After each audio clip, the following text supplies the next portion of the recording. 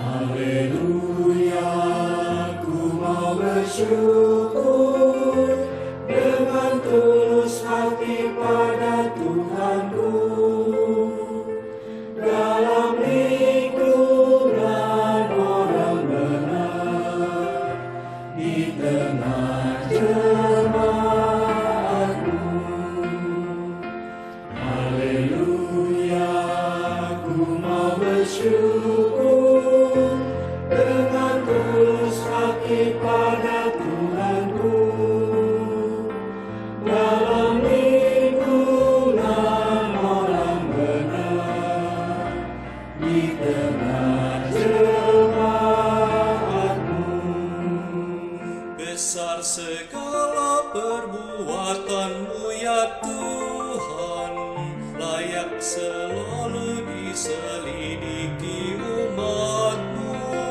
Agung semarak pekerjaanmu, oh Tuhan, dan keadilanmu tetap selamanya. Haleluya, ku mau bersyukur dengan tulus hati pada Tuhanku. Dalam lingkungan orang benar, di tengah jemaatmu. Karya ajaibnya dijadikan peringatan, sungguh pengasih dan penyayang Tuhan itu. Dilimpahkannya rezeki bagi umatnya, karena Dia ingat perjanjian kekalnya. Haleluya, ku mau bersyukur dengan tulus hati pada Tuhanku. Dalam lingkungan orang benar, di tengah jemaatmu. Dia tunjukkan kuasa kepada umatnya, dengan memberikan tanah milik bangsa-bangsa, dan perbuatan tangannya benar dan adil. Segala titahnya teguh selamanya. Haleluya, ku mau bersyukur dengan tulus hati pada Tuhanku. Dalam lingkungan orang benar, di tengah jemaatmu. Dikirimkannya kebebasan bagi umat, perjanjiannya tetap untuk selamanya. Takut kepada Tuhan awal dari hikmat, berakal budilah yang melakukannya. Haleluya, ku mau bersyukur dengan tulus hati pada Tuhanku. Dalam lingkungan orang benar, di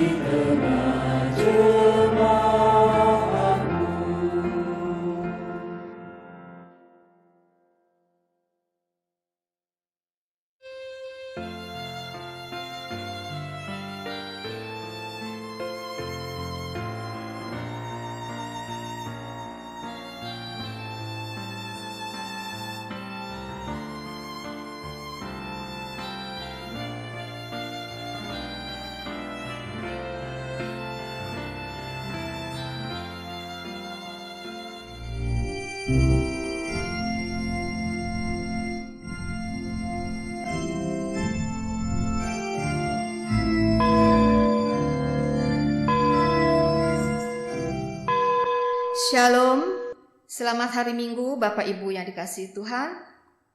Kita akan mulai ibadah secara virtual. Pujilah Tuhan, hai segala bangsa, megahkanlah Dia, hai segala suku bangsa, sebab kasih-Nya hebat atas kita, dan kesetiaan Tuhan untuk selama-lamanya. Haleluya. Mazmur 117 ayat 1 dan 2. Jemaat dimohon berdiri.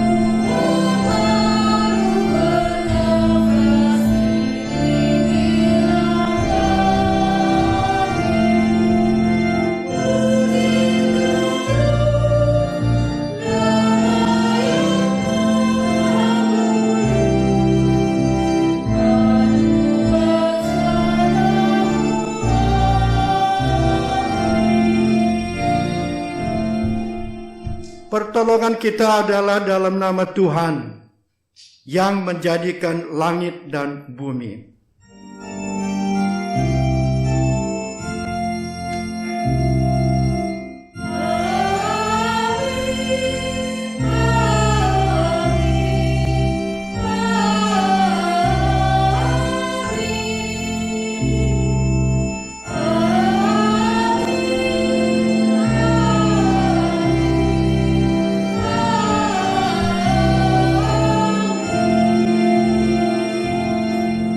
Tuhan beserta saudara. Dan beserta saudara juga.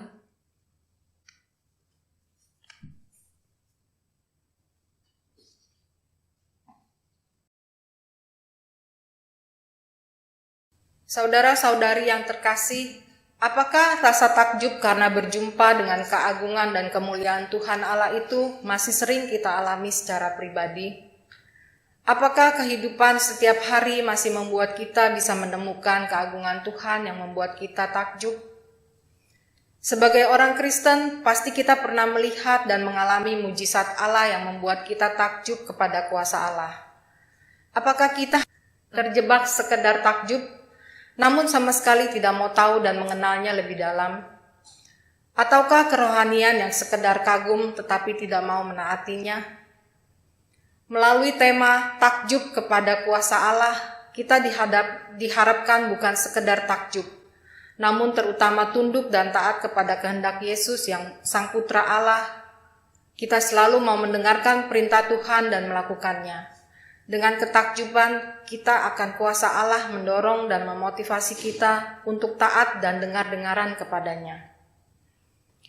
Firman Tuhan yang mendasari tema kita pada minggu ini diambil dari 1 Yohanes 2 ayat 3 yang mengatakan, "Dan inilah tandanya bahwa kita mengenal Allah, yaitu jikalau kita menuruti perintah-perintahnya." Marilah umat Tuhan bersama-sama pada saat ini kita tundukkan hati dan pikiran kita ke hadapan-Nya dalam doa pengakuan dosa. Kita mohon pengampunan dari Tuhan atas segala kesalahan dan dosa kita. Saat ini diberikan kesempatan pada Anda untuk menaikkan doa pribadi. Mari kita berdoa.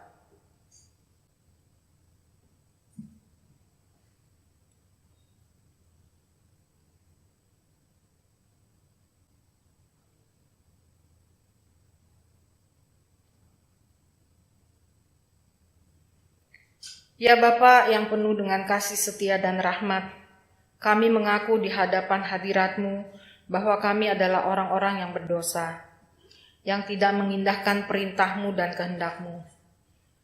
Dengan penuh penyesalan kami mohon kepadamu ya Bapa, sudilah ampuni kami, dan layakkanlah kami menjadi anak-anak-Mu, yang Engkau perbarui dengan terang Roh Kudus-Mu, sehingga kami dimampukan untuk hidup kudus dan berkenan kepadamu. Dalam nama Yesus Kristus, Tuhan dan Juru Selamat kami memohon doa ini. Amin. Jemaat, mari kita bangkit berdiri dan kita akan menerima berita anugerah. Kepada setiap orang yang dengan sungguh-sungguh telah memohon pengampunan dari Tuhan, dengarkanlah berita anugerah sebagaimana tertulis dalam 1 Petrus 2 ayat 24-25. Ia sendiri telah memikul dosa kita di dalam tubuhnya di kayu salib, supaya kita yang telah mati terhadap dosa, hidup untuk kebenaran. Oleh bilur-bilurnya kamu telah sembuh, sebab dahulu kamu sesat seperti domba, tetapi sekarang kamu telah kembali kepada gembala dan pemelihara jiwamu. Di dalam Kristus engkau telah diampuni. Di dalam Kristus engkau pun telah diampuni. Damai Kristus bagimu. Damai Kristus bagimu juga.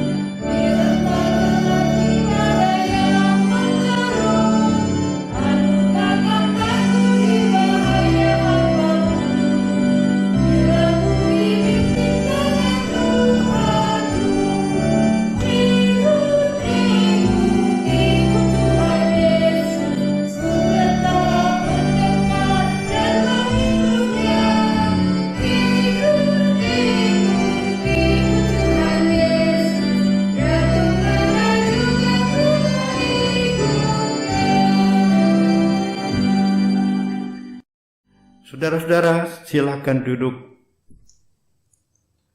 Marilah kita menghadap Tuhan dalam doa sebelum pembacaan dari firman Tuhan. Bapa Surgawi, kami rindu mendengarkan firman Tuhan. Kami haus, kami lapar akan makanan rohani. Tolong kami Bapa supaya kami mendengarkan firman Tuhan dengan sepenuh hati, bertekad bulat untuk melaksanakannya. Tolonglah Roh Kudus menguasai kami, supaya hidup kami betul-betul berdasarkan firman Tuhan. Dalam nama Tuhan Yesus Kristus kami berdoa. Saudara-saudara, mari kita berdiri. Injil Tuhan Yesus Kristus menurut Markus pasal 1 ayat 21 sampai dengan 28. Mereka tiba di Kapernaum setelah hari Sabat mulai. Yesus segera masuk ke dalam rumah ibadat dan mengajar. Mereka takjub mendengar pengajarannya, sebab ia mengajar mereka sebagai orang yang berkuasa, tidak seperti ahli-ahli Taurat. Pada waktu itu di dalam rumah ibadat itu ada seorang yang kerasukan roh jahat. Orang itu berteriak, "Apa urusanmu dengan kami, hai Yesus orang Nazaret? Engkau datang hendak membinasakan kami? Aku tahu siapa engkau, yang kudus dari Allah." Tetapi Yesus menghardiknya, katanya, "Diam, keluarlah daripadanya." Roh jahat itu menggoncang-goncang orang itu, dan sambil menjerit dengan suara nyaring ia keluar daripadanya. Mereka semua takjub sehingga mereka memperbincangkannya, katanya, "Apa ini? Suatu ajaran baru." Ia berkata-kata dengan kuasa. Roh-roh jahat pun diperintahnya dan mereka taat kepadanya. Lalu tersebarlah dengan cepat kabar tentang dia ke segala penjuru di seluruh Galilea.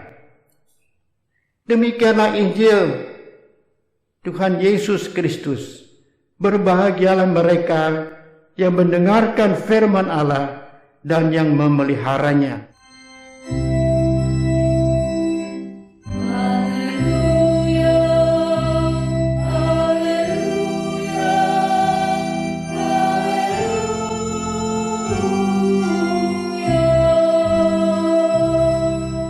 Saudara-saudara, silakan duduk. Saudara-saudara, tema kita adalah takjub pada kuasa Allah. Kalimat itu, sekali lagi, takjub pada kuasa Allah, adalah kalimat yang sehari-hari. Karena sehari-hari kita bisa merasakan kuasa Allah. Tapi masalahnya, saudara-saudara, setelah kita menyaksikan kuasa Allah dan takjub, apakah yang kita lakukan? Kalau kita cuma diam saja, itu seperti orang yang nonton sepak bola, takjub banget. Setelah itu nggak ada apa-apanya lagi. Tapi di sini dimaksudkan dengan takjub itu yang merubah hidup kita, yang mempengaruhi hidup kita. Dan karena itu saudara-saudara, saya ajak saudara-saudara untuk coba meneliti dari bacaan-bacaan Injil Matius, Lukas, dan seterusnya, supaya kita mendapatkan gambaran setelah menerima, menyaksikan kuasa Allah, apa yang kita lakukan. Yang pertama, saudara-saudara, adalah dari Injil Markus juga, tapi bukan pasal 1, pasal 2. Tuhan Yesus menyembuhkan orang lumpuh. Dan orang itu pun bangun, segera mengangkat tempat tidurnya dan pergi keluar di hadapan orang-orang itu, sehingga mereka semua takjub dan lalu memuliakan Allah, katanya, yang begini belum pernah kita lihat. Jadi yang kita pegang, saudara-saudara, adalah setelah takjub, memuliakan Allah. Itulah hidup kita sehari-hari, memuliakan Allah. Karena Tuhan yang menolong kita, sehingga kita menjadi takjub. Berikutnya, saudara-saudara, lebih lengkap lagi. Kalau kita coba menyaksikan, kita masih ingat ada 10 orang kusta. lalu berjumpa dengan Tuhan Yesus dari jauh, dia mengatakan, tolonglah kami, tolonglah kami. Lalu Tuhan Yesus mengatakan, pergilah tunjukkan dirimu kepada imam-imam. Mereka percaya, maka pergi. Di tengah jalan, saudara-saudara, mereka melihat bahwa tubuhnya menjadi normal kembali. Sehat sepenuhnya. Itu menakjubkan. Tapi yang kembali kepada Tuhan Yesus hanya seorang, yaitu orang Samaria. Apa yang dilakukan oleh orang Samaria? Baik, kita catat lagi, saudara-saudara. Seorang dari mereka ketika melihat bahwa ia telah sembuh, kembali sambil memuliakan Allah dengan suara nyaring. Yang kedua, lalu tersungkur di depan kaki Yesus. Yang ketiga, mengucap syukur. Saya ulang, memuliakan Allah, menyembah Tuhan tersungkur, dan mengucap syukur. Tentang yang satu orang ini juga Tuhan Yesus mengatakan, saudara-saudara. Lalu ia berkata kepada orang itu, berdirilah, pergilah, imanmu telah menyelamatkan engkau. Menyelamatkan engkau. Kalau kita ulang semuanya, saudara-saudara, setelah kita menyaksikan kuasa Allah, kasih Allah, kita takjub.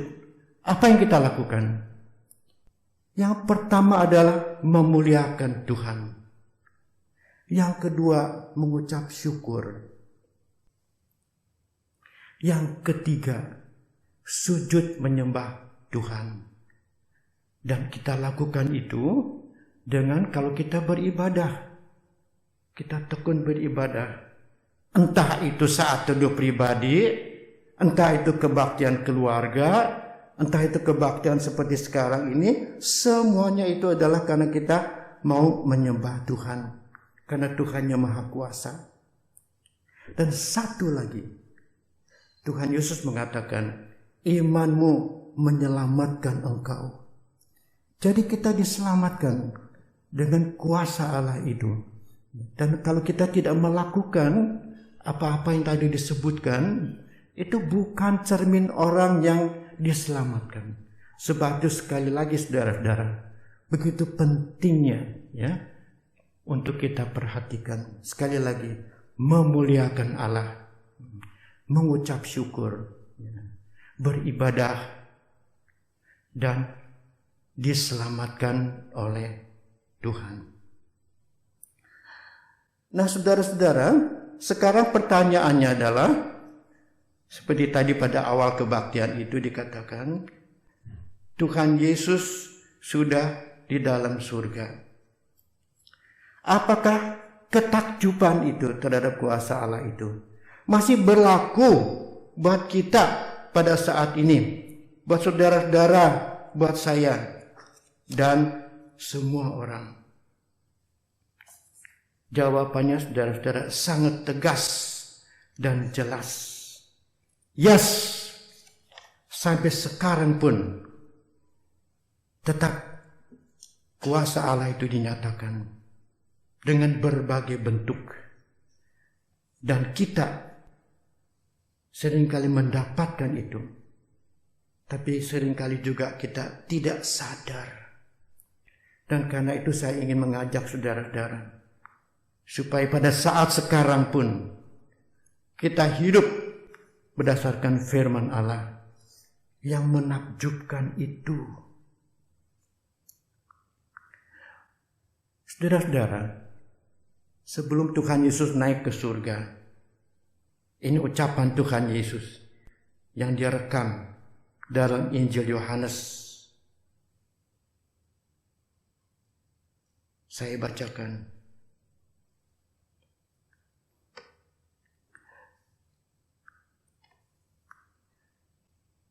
Tetapi penghibur yaitu Roh Kudus yang akan diutus oleh Bapa dalam namaku.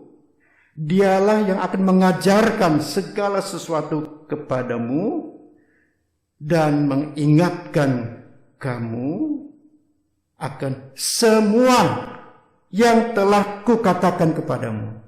Jadi semua yang Tuhan Yesus katakan, ya, termasuk apa yang Tuhan Yesus lakukan, ya, pada saat itu memang direkam dalam firman-Nya, ya, dan Roh Kudus yang memanfaatkan itu, ya, sehingga pada saat ini pun kita merasakan, kita meyakini, ya, kuasa itu tetap ada. Kuasa itu tidak jauh, ya, jauh dari sudut waktu, ya, dari sudut tempat, tapi dekat dengan kita. Roh Kudus ada dalam hati kita, dan kita ada di dalam Roh Kudus. Itu hubungan yang begitu eratnya, ya. Dan Roh Kudus itu sangat penting mengajarkan pada kita. Kita nggak akan mengerti baca Alkitab kalau tidak ditolong oleh Roh Kudus. Walaupun pendeta yang begitu hebatnya, tetap bergantung pada Roh Kudus. Roh Kudus itu adalah guru kita, mengajar segala sesuatu kepadamu. Bukan saja itu, tapi mengingatkan segala sesuatu yang kukatakan kepadamu. Kadang-kadang kita mengerti, kadang-kadang kita oke, tapi lupa. Jadi nggak melakukan sesuatu. Roh Kudus memang ingatkan. Juga dalam arti ketika misalnya saya selangkah lagi akan melakukan dosa, Roh Kudus yang mengatakan, no, stop, mengingatkan. Jadi Roh Kudus itu sangat penting, saudara-saudara. Sangat penting di dalam kehidupan kita, supaya kita hidup juga berdasarkan takjub pada kuasa Allah itu. Tapi masalahnya, saudara-saudara, Roh Kudus itu harus diminta, tidak otomatis. Jadi kita harus minta, ya, tentang Roh Kudus itu.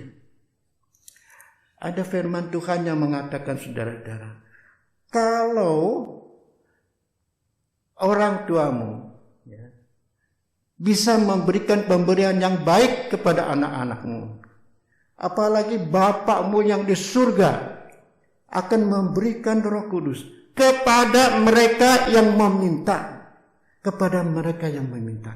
Jadi kuncinya adalah, saudara-saudara, apakah kita sehari-hari minta dan mohon supaya Roh Kudus yang memimpin kita.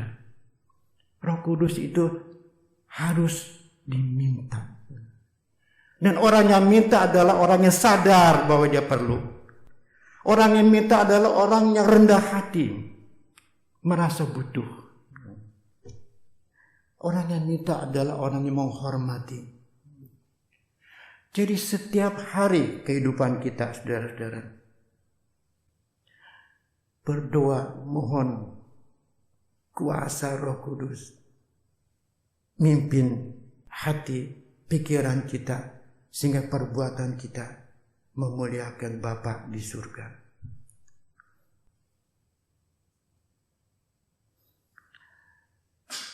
Nah, saudara-saudara, sekarang aku mau cerita pengalaman sehari-hari. Apakah Roh Kudus masih berkuasa kita rasakan? Yang pertama, saudara-saudara, ini cerita lama. Ada seorang istri yang sangat menderita karena suaminya kurang mengasihi dia. Sampai anak-anaknya mengatakan, udah mami itu pisah aja dari papi. Ngapain gitu? Dan sang istri mengatakan, Tidak. Firman Tuhan mengatakan tidak boleh bercerai. Walaupun dia belum dalam Tuhan, aku tetap mengasihinya, tetap setia kepadanya. Lalu adik-adiknya mengatakan, Cik, udahlah, Encik pisah aja dari Cihu. Nah, saudara yang nggak tahu apa itu Cihu, tanya tetangga ya, Cihu. Lalu istrinya mengatakan, tidak boleh bercerai. Itu firman Tuhan. Lalu semua mengatakan, itu bahaya itu. Ya. Itu suami itu bahaya. Ya. Karena kurang mengasihi, ya, kadang-kadang kekerasan. Aku tidak takut, Tuhan yang melindungi aku. Karena aku berjalan pada jalan yang benar. Nah, singkat cerita saudara-saudara, sang suami itu kena penyakit kelumpuhan. Ya, penyakit yang kedengarannya cantik kali, Bian Sui. Kedengarannya enak, tapi sebetulnya itu satu kelumpuhan. Apakah sang istri tidak mengasihi lagi? Inilah saatnya untuk aku membalas dia. Tidak. Dia mengatakan saatnya lebih sempit lagi, lebih dekat lagi. Sebelum dia pulang kepada Tuhan, dipanggil Tuhan. Supaya dia menerima Yesus Kristus. Itulah cita-citaku. Lalu sang istri lebih mengasihi suaminya. Ya. Karena begitu kasihnya, begitu perhatiannya, begitu intensnya, ya. Sampai suaminya mengatakan,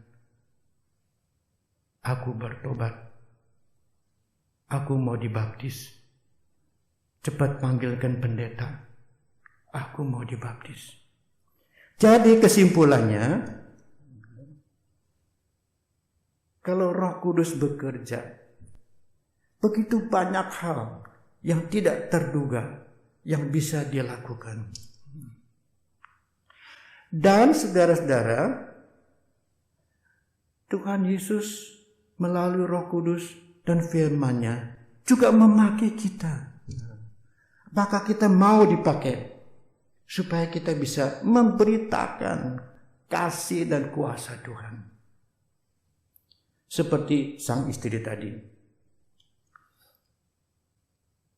Ngomong-ngomong, saya masih mau cerita lagi ya.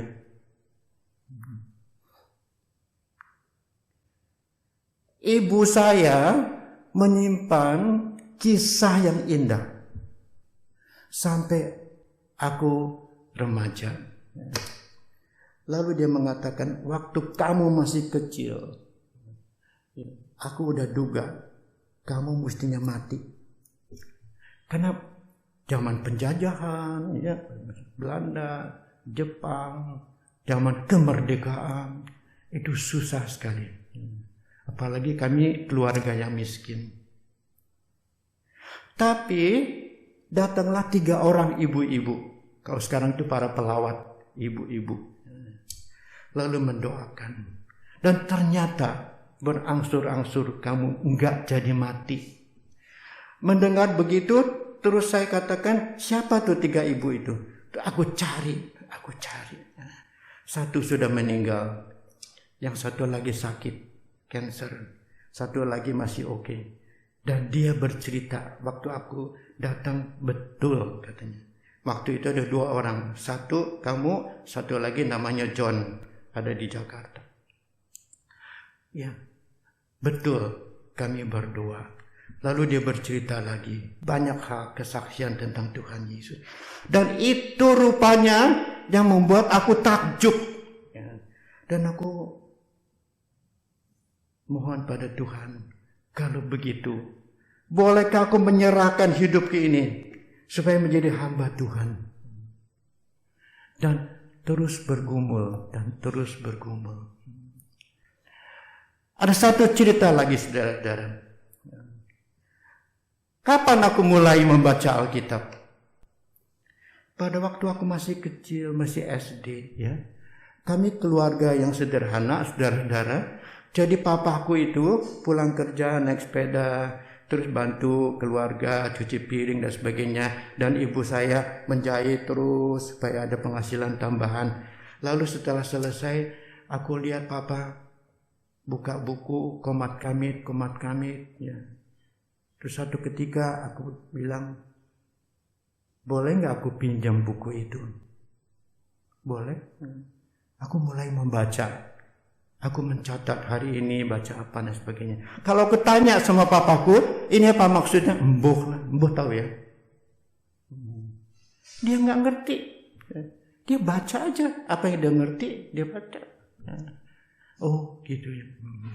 Nah itu yang menggerakkan aku ya, untuk membaca Alkitab. Yang kedua, aku dipimpin oleh hamba Tuhan yang begitu setia pada Tuhan. Ya. Hanyu katanya, tiap pagi baca Alkitab. Jangan bangun dari tempat tidur sebelum kamu mendapat sesuatu, entah sepatah kata, satu kalimat, satu ayat dan sebagainya. Ya, Hanyu itu siapa? Ini loh, dulu namanya Hanyu. Ya. Jadi sejak itu terus aku ikuti. Jatuh bangun aku itu ikuti. Doa dan firman Tuhan. Itu yang membekali. Supaya kita bisa menjadi hamba Tuhan. Walaupun banyak cacatnya. Tapi masih tetap bisa. Saudara-saudara. Begitulah. Karena kuasa dan kasih Tuhan. Sekali lagi. Tema takjub pada kuasa Allah. Itu adalah sehari-hari buat kita. Kenapa? Karena Roh Kudus yang dekat pada kita. Roh Kudus yang membuka lembaran Alkitab dan memohon dan menolong kita supaya kita memahaminya, mengingatkan dan melakukan firman Tuhan itu. Sehingga hidup kita memuliakan Tuhan, bersyukur, menyembah Tuhan, beribadah, dan diselamatkan. Itu 4 yang kita pelajari dari meneliti firman Tuhan tadi. Saudara-saudara, Tuhan berkati supaya takjub pada kuasa Allah itu mampir dalam kehidupan saudara-saudara sehari-hari, dan saudara memuliakan Tuhan. Bagaimana memuliakan Tuhan? Simple. Seperti Matius 5 ayat 16. Biarlah terangmu bercahaya. Orang melihat perbuatanmu yang baik dan memuliakan Allah. Itu tujuan kita. Melihat perbuatanmu yang baik karena pertolongan Roh Kudus. Bukan puji-puji kita, tapi memuliakan Bapamu yang di surga. Tuhan berkati. Amin.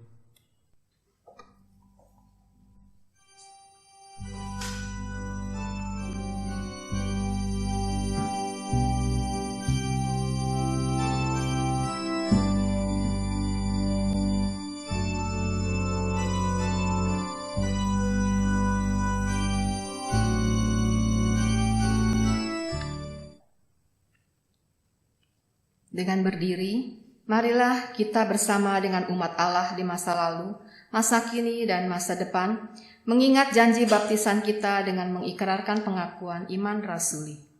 Aku percaya kepada Allah, Bapa yang Maha Kuasa, Halik langit dan bumi, dan kepada Yesus Kristus, Anaknya yang tunggal Tuhan kita, yang dikandung dari Roh Kudus, lahir dari anak darah Maria, yang menderita sengsara di bawah pemerintahan Pontius Pilatus, disalibkan, mati dan dikuburkan, turun dalam kerajaan maut.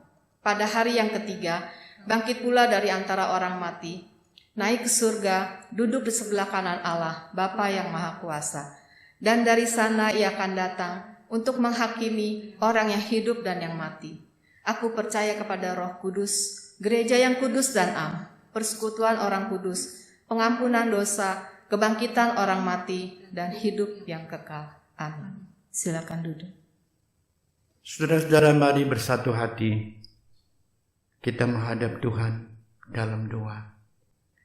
Bapak Surgawi, kami bersyukur karena Bapak tidak pernah meninggalkan kami. Walaupun seringkali kami meninggalkan Tuhan, Tuhan mencapai kami kembali. Dan kami bersatu dengan Tuhan. Dan sekarang Bapak, dalam persekutuan yang indah, dengan Bapa yang Maha Kuasa dan Maha Kasih, kami berdoa.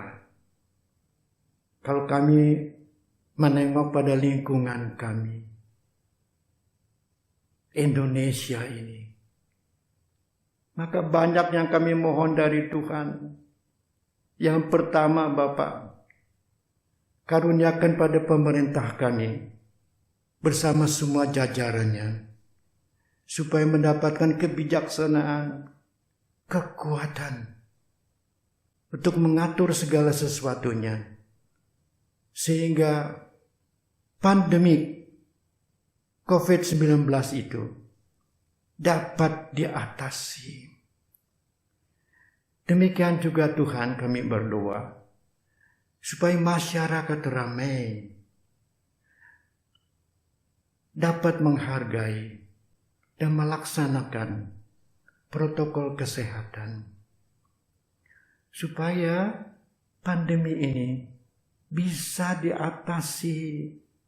Demikian juga kami mohon berkat, bahkan kuasa Tuhan berkenan memakai vaksinasi dengan berbagai caranya untuk dilaksanakan, dengan kekuatan, dengan berkat dan pimpinan Tuhan, bisa menanggulangi apa yang kami merasakan sangat berat saat ini.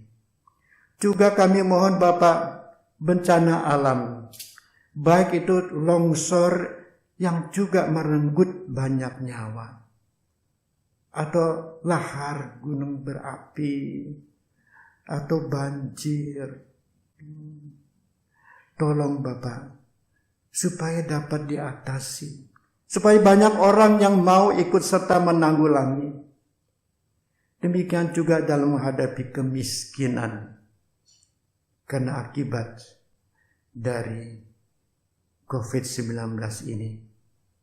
Biarlah anggota-anggota gereja Tuhan, anak-anak Tuhan yang mempunyai uang mau mengulurkan tangannya dan berbagi kepada orang yang membutuhkan. Inilah saatnya untuk bersaksi bagi kemuliaan Tuhan tentang kasih dalam Yesus Kristus. Tolong kami Bapa,